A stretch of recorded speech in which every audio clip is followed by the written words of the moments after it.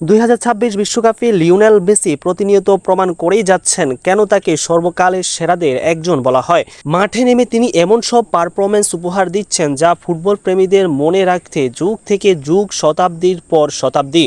কখনো হ্যাটট্রিক, কখনো জোড়া গোল, আবার কখনো ডি বক্সের বাইরে থেকে দুর্দান্ত শট কিংবা নিখুঁত ফ্রি কিক, সব মিলিয়ে তিনি যেন নিজের জাদুতেই পুরো ম্যাচকে নিয়ন্ত্রণ করছেন নিয়মিতই। এই আসরে মেসির ধারাবাহিকতা আরও একবার ইতিহাসের জায়গা করে নিয়েছে।